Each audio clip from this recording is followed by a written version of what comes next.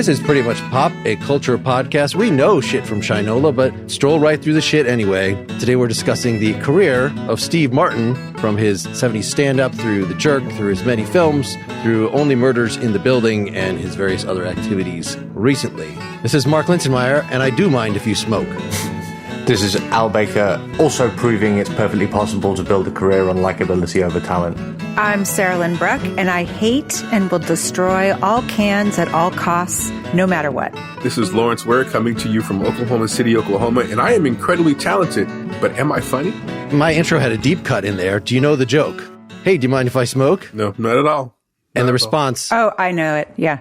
Say it. Do you mind if I fart? There you go. So this was a key influence right after Bill Cosby as a child.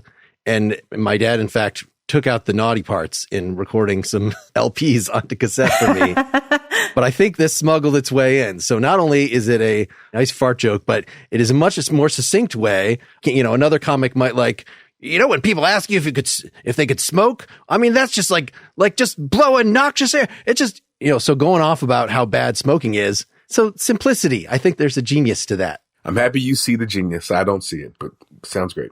What's everybody's history with Steve Martin? I've got a passing familiarity with him, but I've had that passing familiarity with him for a really long time. I was a child in the 90s, and I feel like I saw one or the other of the Father of the Bride movies on TV almost every weekend. It seemed like it was hard to escape. I saw the Three Amigos on opening weekend for some reason. Yeah, Steve Martin's just always kind of been there in the background, and he seems like a really interesting figure, because I think Lawrence put it a lot better than me in the intros, because I very ungenerously called him untalented, and he's certainly not untalented. Lawrence asked whether he was talented, but not really that funny, and I think that's probably a better way to phrase the question. But that's kind of the question that I'm coming at this podcast with, is like Steve Martin, definitely successful, definitely likable. Extremely talented. In deference to Lawrence, extremely talented. I think his banjo playing is absolutely masterful. But it's not obvious to me why he's had the exact success that he has. Al is raising all kinds of questions that I'm not going to get into yet. All right, let's go back to what Mark said. All right, so I thought I did not have much of a relationship with Steve Martin. Looking back over his filmography and doing a deep dive, I realized I have a rather deep relationship with him. So I remember The Jerk. I remember seeing him in Three Amigos. I remember seeing him in Little Shops of Horrors. I remember seeing him in Roxanne. I really enjoyed Roxanne when I was a kid. Planes, Trains, and Automobiles, Parenthood, Dirty Rotten Scandals, Father of the Bride 1 and 2. I realized that I really, really had a deep relationship with this guy. I did not know that I did. And I watched Only Murders in the Building. I'm at a loss of for words, because I watch him with amusement, but I very rarely laugh. And so I don't know what to do with that, because I clearly have a relationship with him. I'll tell you this, my mother has a huge relationship with Steve Martin. She watched all his stuff. And so I watched it by being around her, but I never sought him out. It was never something that I wanted. It was always something thrust upon me. The only time that I actually watched something that I wanted to watch that starred Steve Martin was Bowfinger, the movie with Eddie Murphy, which was abysmal and not good at all. We can fight about that, but we can fight about it. But looking at him, he is a good, he's a fine writer. He's fine. He's a fine writer. He's not great. He's a fine writer. A really good banjo player. Is he funny? I don't know. I mean, he scratches the itch of some people, clearly.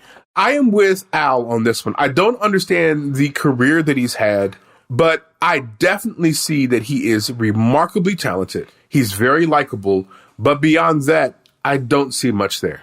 All right, Sarah, we are of the proper generation. Please proceed, Sarah.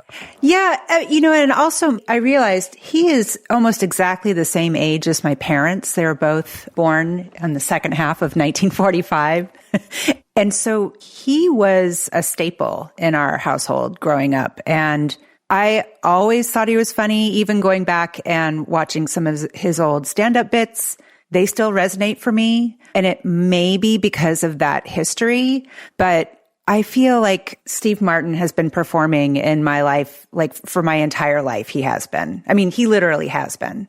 So I have a deep appreciation and I absolutely love him. I can't even imagine a world without his comedy. It feels like it's just been there. There's a reason why he's been around for so long. And I think it's because he is funny. Sorry, Lawrence. He is. So I could see how people who have encountered him in the latter portions of his life, and I'm including in that The Father, the Bride, and, you know, when he was like a major bankable star, because I think all of this only makes sense, just like Dan Aykroyd, in light of like 1978. And if you weren't at all conscious, you know, some people like maybe they came, I was only seven or alive, 7 in 1978. Right. There are people that explore this retroactively and get into this.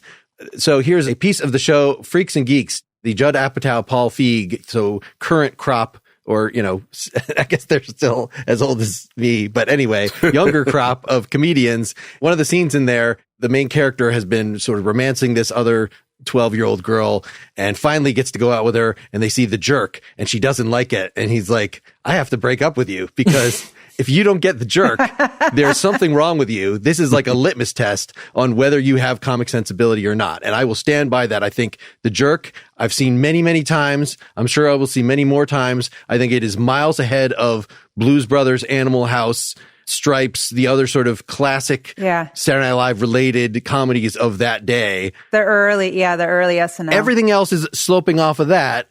But I mean, I just watched The Man with Two Brains yesterday, and it's stupid humor.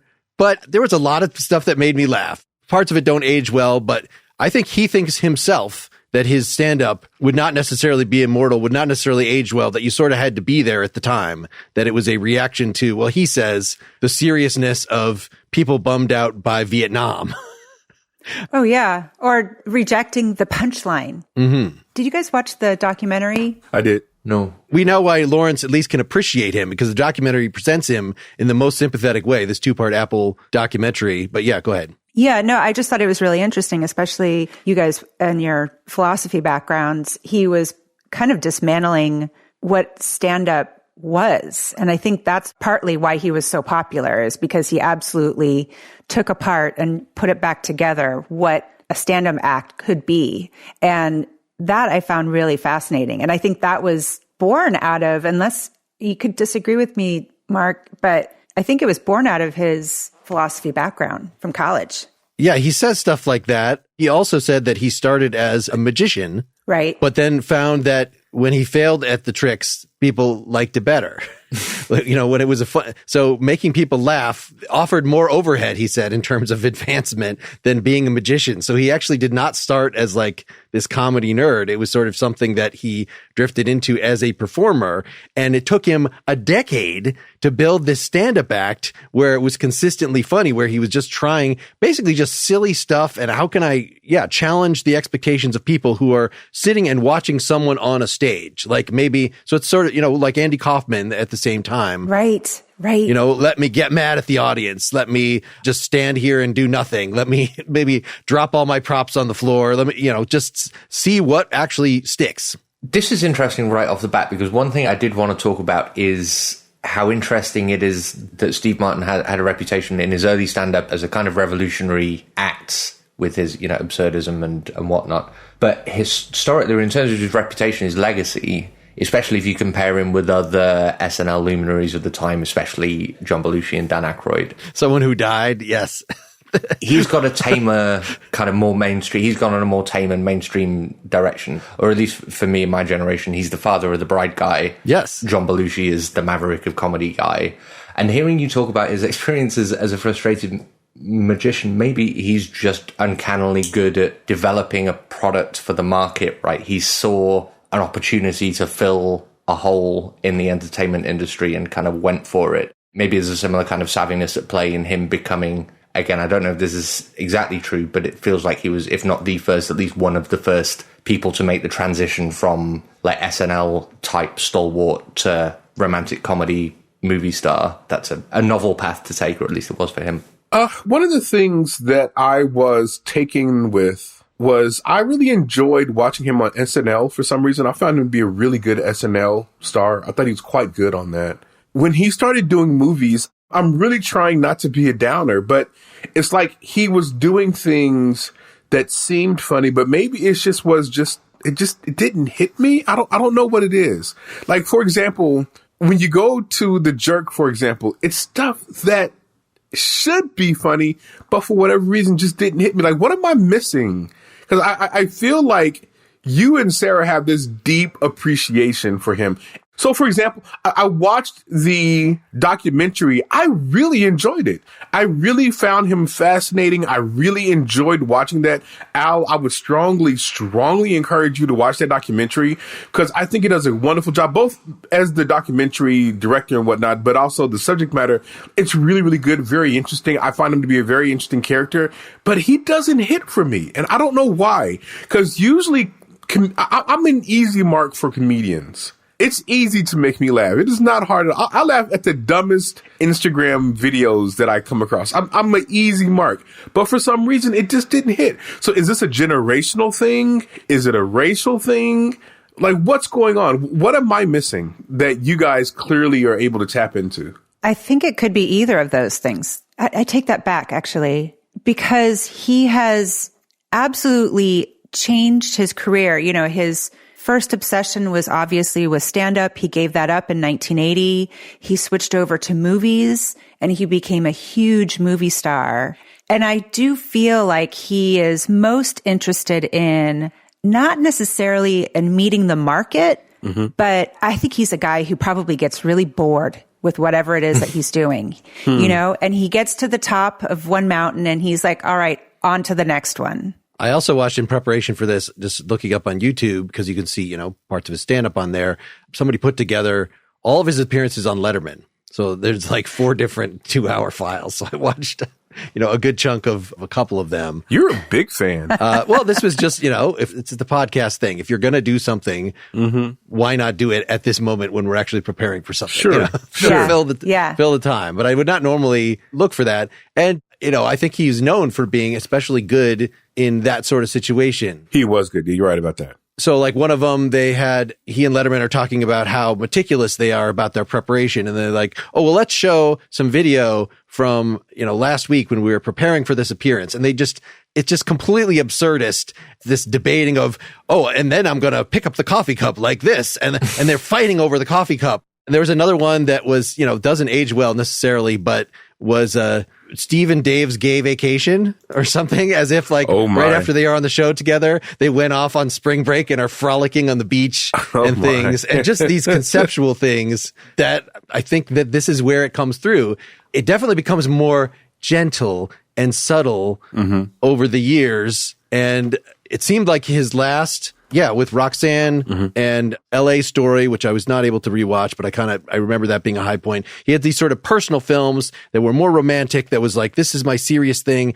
Since then, it doesn't seem like it seems like he just does that in his writing, in his novels, whereas, you know, he's just happy to show up in something that seems to have competent people behind it. he was a co-writer on the premiere for Only Murders, but none of the rest of it. And so we should eventually talk about what is immediately, you know, this is the thing that he's in now, that he has said, I'm not going to seek any more roles on screen after this. Like, this is, you know, maybe he will, but he's not going to seek it out. He certainly doesn't need to. He could have stopped many years ago. So Only Murders is his swan song? It appears to be. As far as this goes, I mean, but it's a different thing when you're like writing a play and you write every word of it yourself. Like, I think he's still doing stuff like that, or writing his songs and things. You know, one of the things that I find fascinating about him is just how incredibly talented he is. Again, he's not my speed when it comes to stand-up comedy, but I was really taken. I read like 3 of his books. Well, 2 books, 1 novella. I read Shop Girl. It seemed like he takes it seriously. Which were the ones you read? I read Shop Girl, I read An Object of Beauty, and I read Late for School, which is a children's book. I read those 3 things, and it seems like he's taking that very seriously. He's actually trying when it comes to that. And then his music, he is very talented in that. He's actually working. He's trying when it comes to that. So what we have is a person who is just incredibly talented.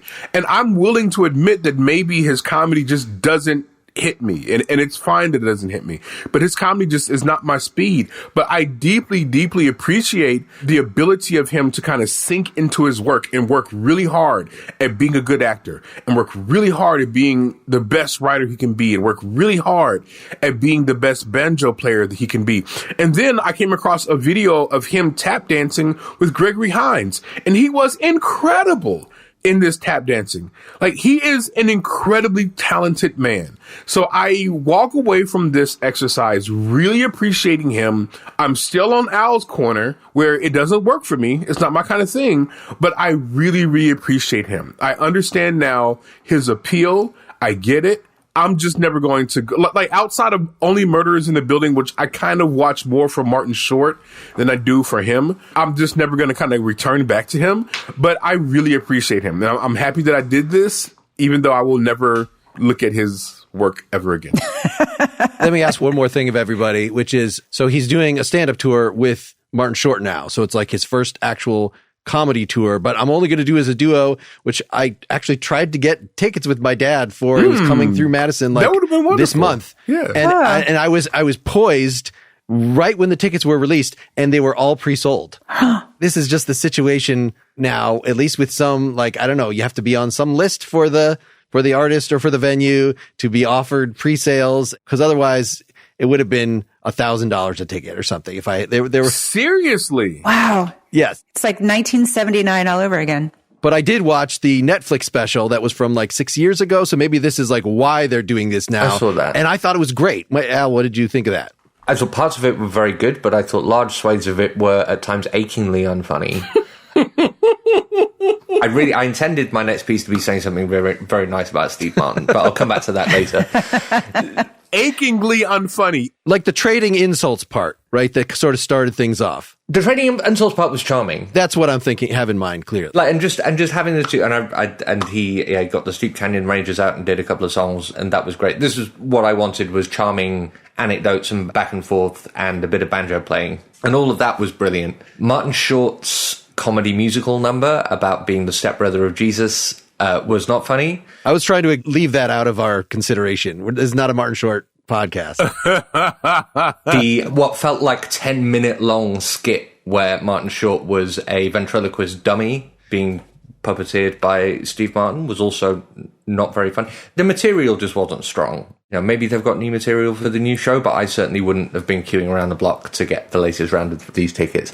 But here's the thing, is that he's lovable, and Martin Short is also lovable, and it was worth the price of admission being my attention for the 90 minutes, to just see Martin Short and Steve Martin be friends on stage for a bit and do that kind of hokey showbiz thing. So sort of like when I told you guys, I think this was an aftertalk, that I saw John Cleese live recently, which he was basically just answering questions and looking at clips of Monty Python. And this was a level higher than that, at least. But it was still like, you like these guys, right? Here they are. Yeah. In a case like that, though, I'd rather, if they're not going to actually write something worth seeing, I'd rather they just took questions from the audience, though, or it was mostly Steve Martin playing banjo. I want to say the nice thing, which is just, I can't even count how many threats Steve Martin is. He's way past a triple threat, right? He can sing, he can dance, he can act, he can write, he can direct. He is, again, bears repeating, a stellar banjo player, even professional banjo player standards. He really is. And a terrific songwriter as well. And he's a magician. And he talks about himself as a failed magician, but he was a professional magician at the early part of his career. How many people who do magic even get to do that? What's that, 6, 7 showbiz talents? Can he make balloon animals? He's got a sketch about making balloon animals. Juggling, balloon animals, yes. Yeah. Yeah, he can juggle tangerines. I guess let me say the mean thing then, which is, like many of these funny people, when they make the jump and try to dramatically act, I don't quite buy it. And there's a number of things where he's like the narrator. Like I just watched a Novocaine today. Just not that this is one that he wrote, but it was just a film that actually I thought I hadn't seen. But then right at the end, I'm like, I have seen this, haven't I? This is either ripped off of several other things, or I have actually seen this. It's from like 2001, maybe, a noir. If he's just trying to read something in a neutral voice, I just hear it as it's the Steve Martin voice. Like, I think Bill Murray has a similar problem. Like, maybe they can play really mopey and down characters and do it dramatically like that, but it's a pretty narrow range. You're not going to see him in Platoon. That would be disastrous. I would watch it. I would not. I don't want to watch Platoon on a good day. I'm not going to watch it with him in it. I feel like Saving Private Ryan had a few comic actors in dramatic roles. It did. I remember. Yeah, it did. And I just think about this Louis C.K. sketch from his show where he's cast, it's Matthew Broderick is the director in this, and he just has to say, he's like playing a cop and has to say, I'm sorry, he's dead. And he just can't say it in a way that doesn't sound like he's trying to be funny. So, and that was a very self-aware thing for Louis C.K. to do, but Steve Martin just does those roles. I think Steve Martin is very, very talented, but it doesn't mean he can do everything.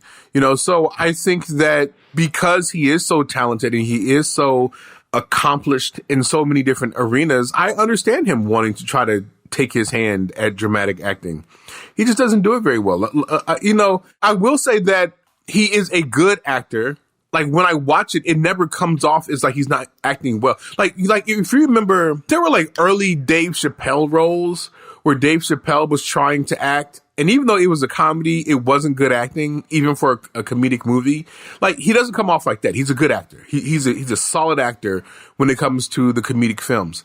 I just think that if I were him, I would stick to the either comedies or comedy adjacent films, romantic comedies, things like that, Father of the Bride, those kind of things. But when he kind of goes into serious films, I just don't take him seriously. Like, his voice, his mannerisms, I just don't buy it. Like, just like you, I don't buy it at all. And I think he's learned that lesson, honestly. His writing tends to be a little bit more serious, but I don't think he's trying to act serious in serious films, not really anymore. I'm just looking at his filmography, and it's interesting because he did all of his stand-up, huge success, quit it because it was just too taxing. He was traveling constantly, and it sounds horrible if you want to have a life. And then he did The Jerk, which was a huge success, right? And then right after that, he did Pennies from Heaven, which is, I don't know if anybody saw that, but it's a musical. And that's where he learned how to tap dance, Lawrence. Okay. He spent like 6 months or something practicing every day and learning how to dance. All of the singing was dubbed, so I don't think that he actually sang on that movie, and it wasn't received very well. You can already see, and that came out in 1981. He just wanted to try something different. And then he went right back into working with Carl Reiner again with Dead Men Don't Wear Plaid, The Man with Two Brains, and then The Lonely Guy. And those three, I think, did pretty well. And then you've got all of his 80s hits. All of Me, career height. All of Me, one of my favorite movies. All of Me was such a good movie, and you just go right down the line there. Three Amigos, Little Shop of Horrors, Roxanne, Planes, Trains, and Automobiles. Like, come on, Parenthood, great. My Blue Heaven, not so great. LA Story, I liked LA Story. And then, of course, Father of the Bride series was a huge success, so he has this huge streak, for 10 years, 10 solid years, where he's got way more hits than misses. And most of them are, you're right, they're comedies, but he has, some money in the bank, and he's willing to give drama a try. And that's why you see him in the 90s kind of all over the place, doing drama here, doing a supporting role there, being the straight guy here. It's really interesting, the choices that he's made. Yeah, even from the start there. So Dead Men Don't Wear Plaid was another that, even though Carl Reiner is directing, it uses a lot of noir footage from previous movies. Yeah, it does. I think there's only a few characters that are new actors, and everything else is he's in. And I, not having that reference when I was a kid, and I didn't rewatch it now, I found that pretty boring. I did not like that movie very much. Yeah, and Pennies from Heaven was another tribute to his influences and just things that he enjoyed while growing up. There's definitely a lot of throwing shit at the wall to see what sticks. But I think after a while, after a certain point, it was like, yeah, I've kind of done all this. Let me just be the bankable movie star, house sitter.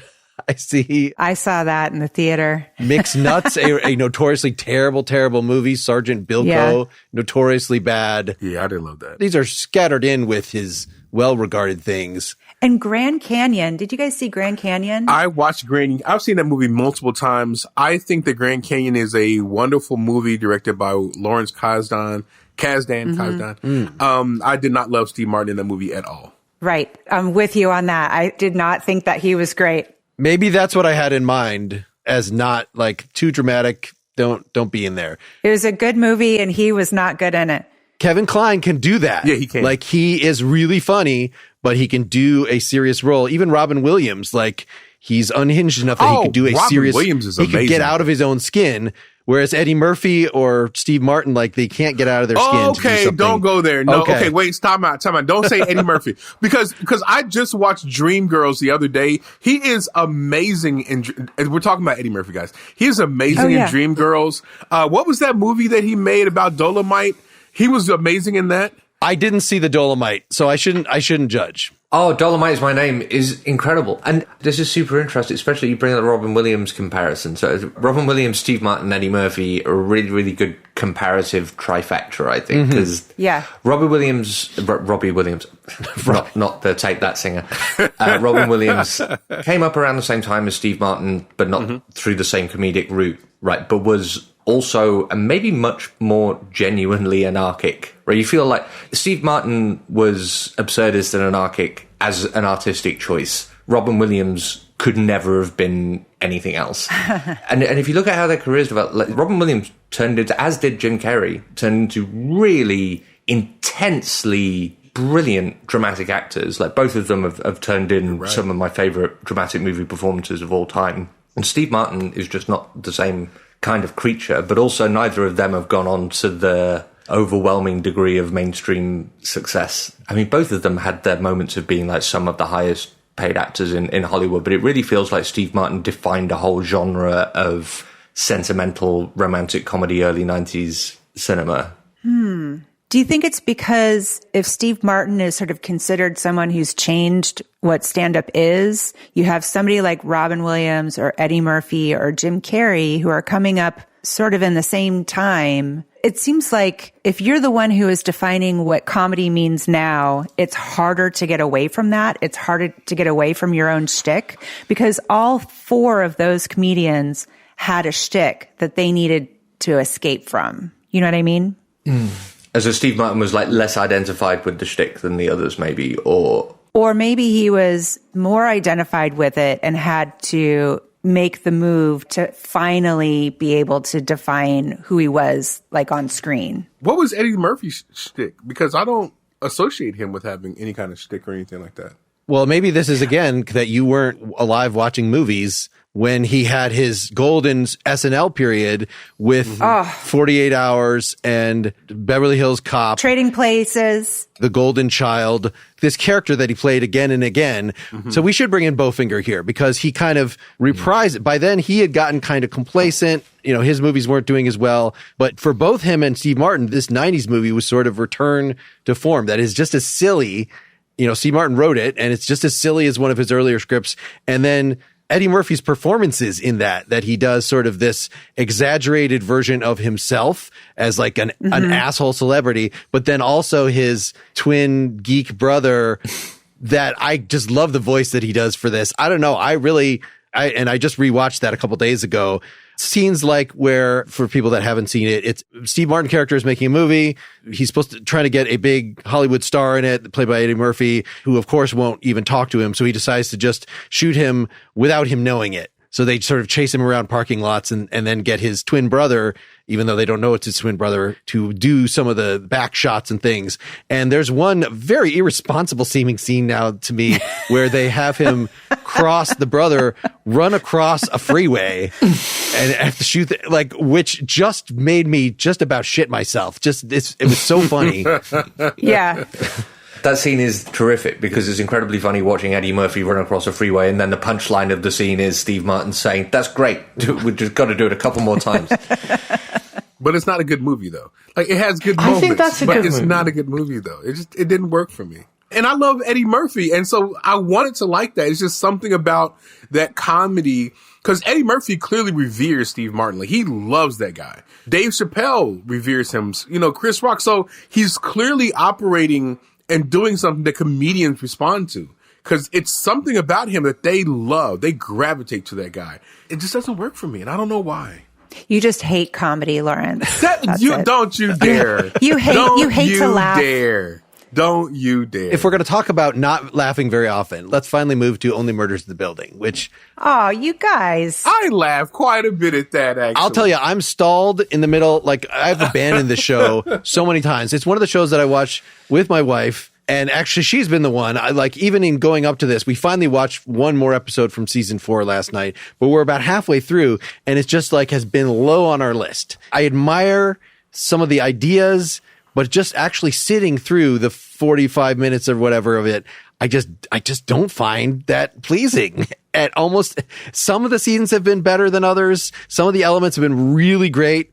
His fake musical that he wrote the song for, I thought was conceptually awesome, but I know he's not one of the writers. It's not his, but he clearly approves of the whole thing, thinks this is a good swan song for him. So I'm going to blame him for it. He's credited as a creator, I think, on the show, but I don't know. Yeah, I don't know what exactly he did, but it is a weird one because it's incredibly comforting. I love the show. I've seen it all. First couple of seasons I've seen a couple of times, but it is really easy to put down again and pick up later. And for a mystery with quite a thick plot, they don't make it easy to follow, and they don't make it particularly consequential when you kind of forget what's going on. Feels like it simultaneously makes it hard to follow and insists that the plot is a central and important part of the show. But also, if you forget what's going on, it really doesn't punish your viewing experience that much, because the pleasure mainly comes from watching Martin Short, Selena Gomez, and Steve Martin just pal around together, and occasionally Richard Kind shows up, or Paul Rudd.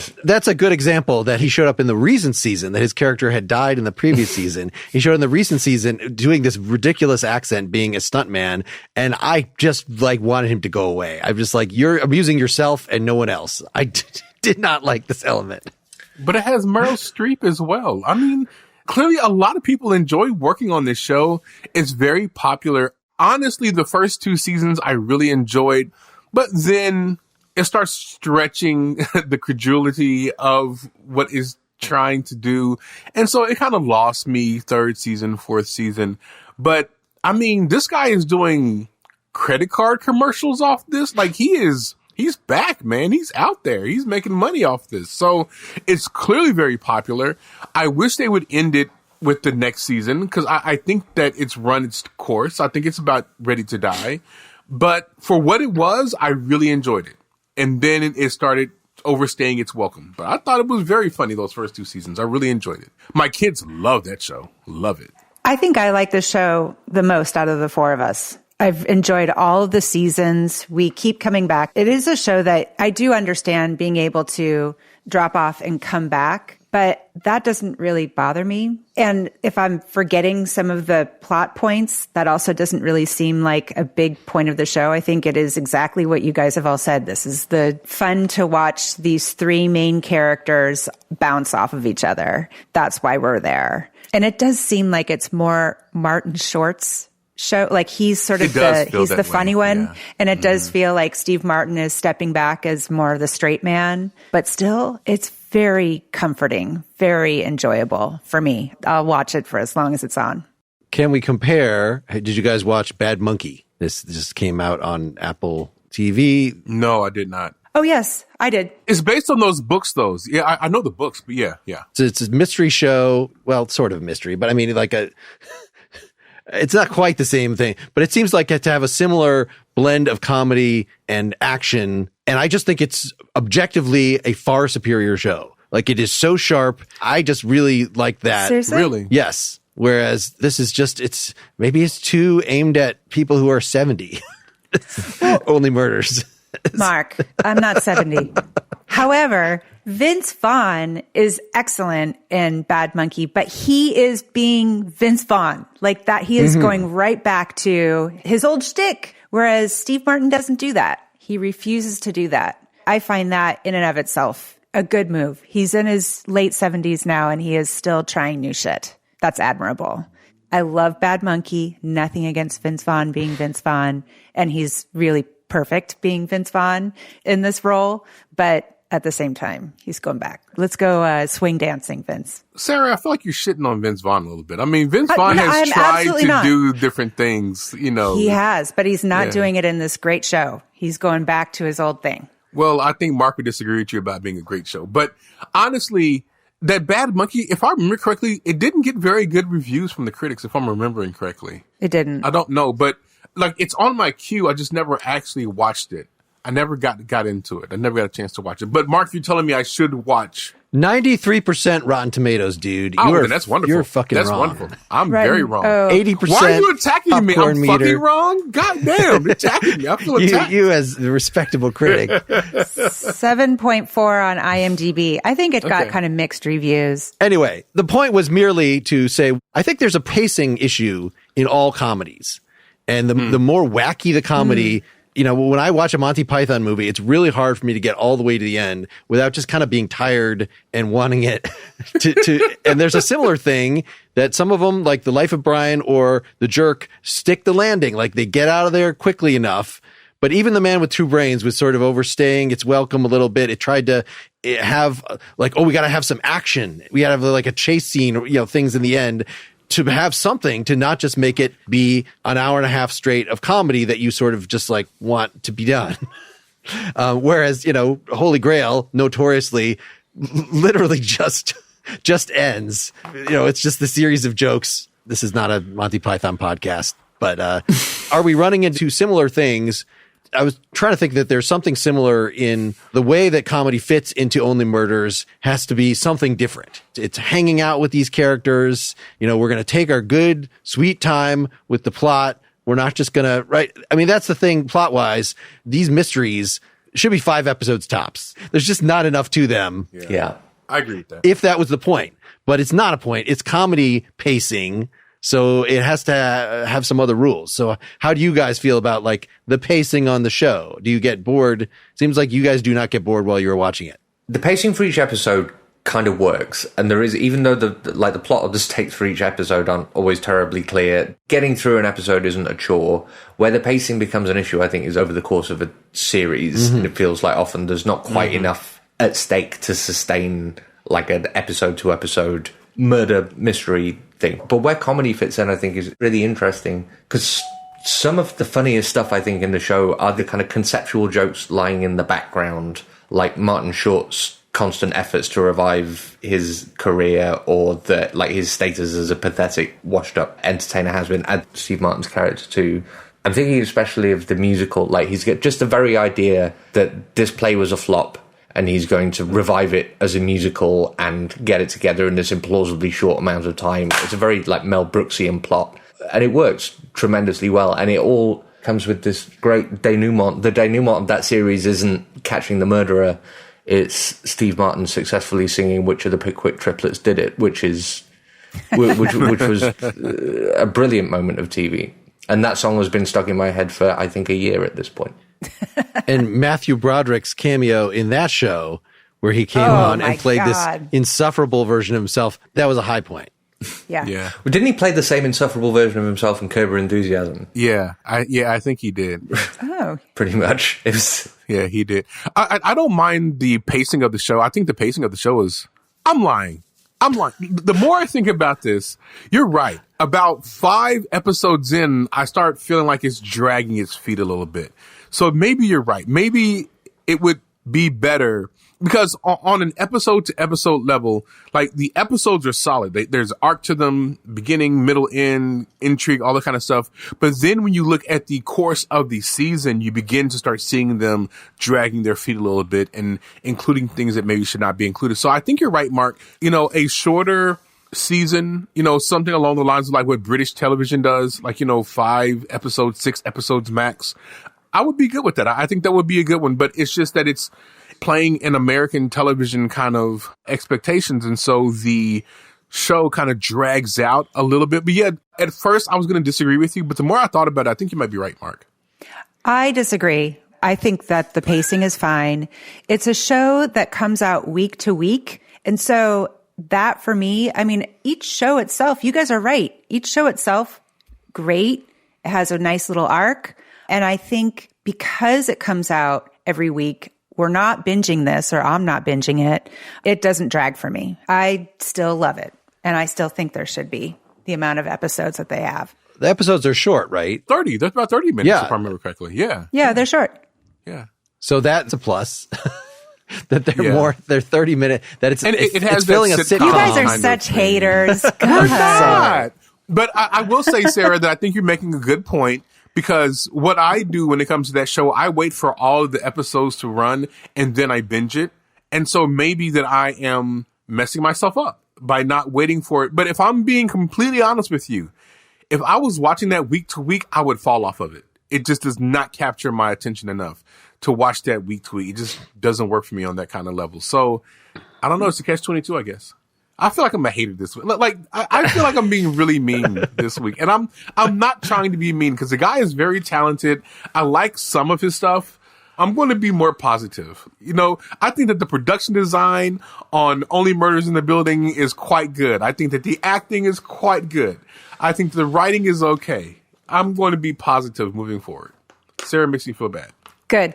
It features a terrific performance in the early seasons from Tina Fey. It really does. Yeah. The parody of Sarah Connick. Yeah, I know what you're talking about. The serial. Koenig, yeah. the serial person. The parody of that person that we didn't know we needed.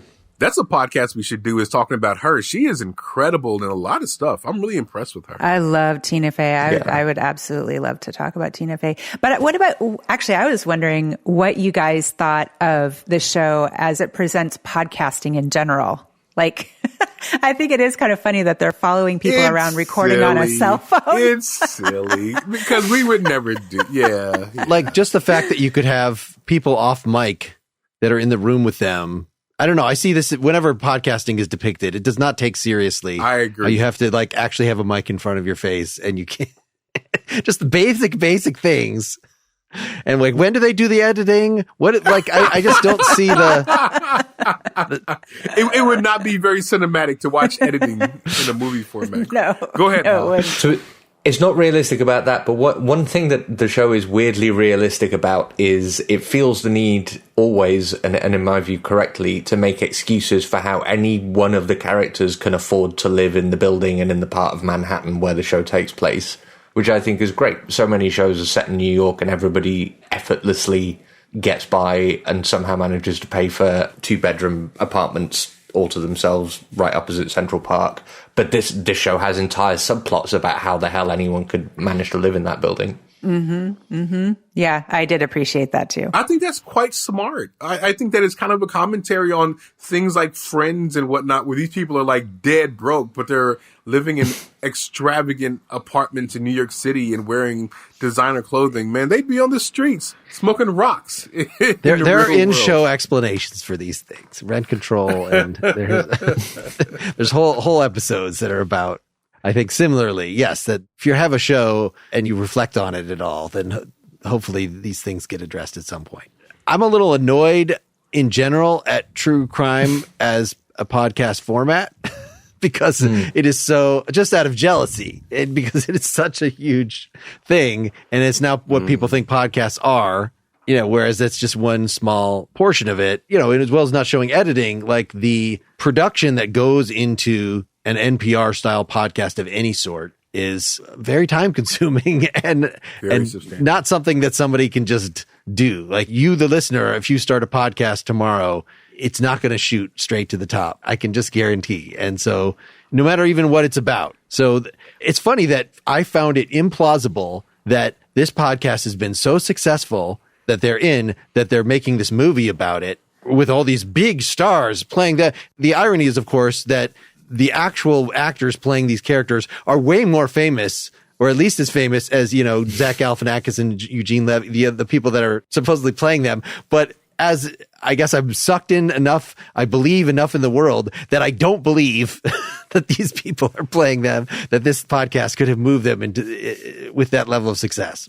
There's a lot to be annoyed about in the genre of true crime podcasting, but one of the things that I think the show does well is satirizing the plucky amateur nature of so much like amateur true crime podcasting. And one thing I think is a real problem with, like, this is one of my killjoy takes, a real problem with true crime podcasting and how it's kind of blown up as a genre is that there's now, like, for any given tragic, horrible murder story, there are always going to be a couple of dozen, like, plucky amateurs wasting police time who are trying to solve the murder by calling in, like, stupid theories and harassing the victims' families and so on.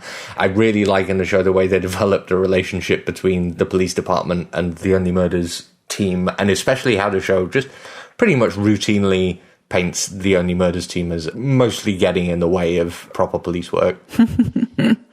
I don't know if any of you have watched the other, based on a true story. Is it a Peacock series? Is Kelly Cuoco, Chris Messina, also about them making a true crime podcast because they are friends with, like, a serial killer. Wow. I think it's much more straightforward in, like, oh, let's go to a conference where there are, all these true crime podcasts and talk about how slimy the whole business is and how it is playing on people's misery. And, this is something that is brought up repeatedly in Only Murders, but I don't know. I think Only Murders is a better show than that other one, but there are things to reflect on in the genre. Let's say that. There was a long stretch where it seemed like he's always been very cerebral. Like, even his quote unquote stupid comedy, I think, was still very cerebral. And then he got into art and music, and it seemed like he definitely started to, at least from the outside, it seemed like he was kind of taking himself pretty seriously. And it seems like he's softened a little bit over the last, like, 5 or so years, maybe 10 years.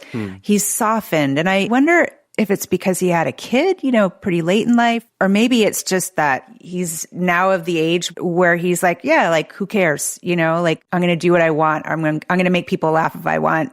Only Murders, I think, really works because it is so inclusive. Everyone is in on the joke.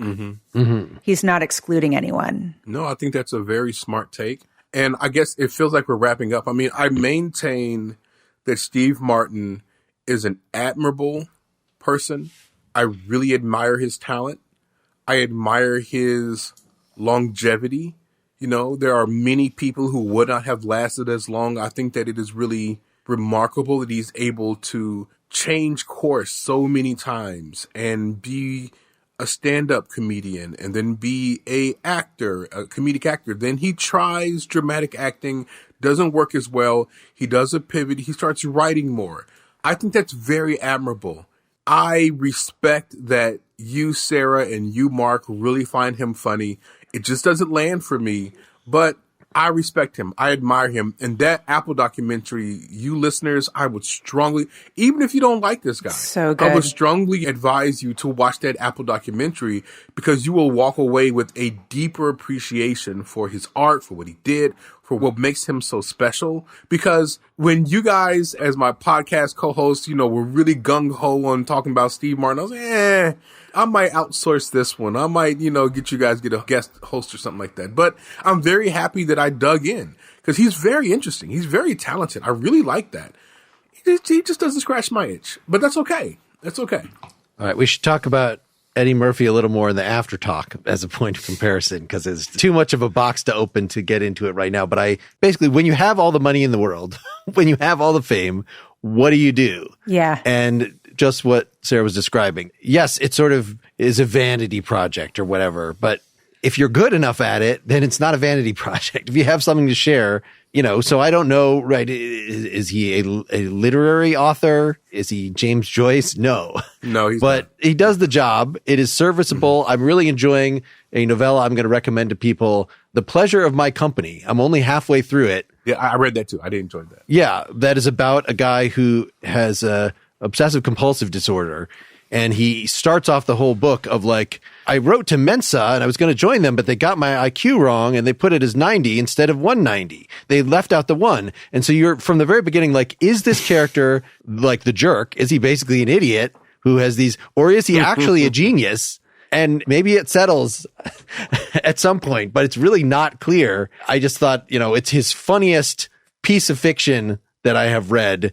Whereas Shop Girl, there's things that bug me about that. Just anything with young women dating really old guys is. Did you guys see it? Did you watch it? No, I never watched it. I didn't rewatch it, but I watched it at the time. Yeah, what? I watched it yesterday, and I have regrets. It was a little gross. It was icky. Ugh, no. Claire Danes, what the hell are you doing? I didn't watch it, but the book didn't come off like that. But maybe the way they took the movie, yeah. Yeah, I did not need that visual.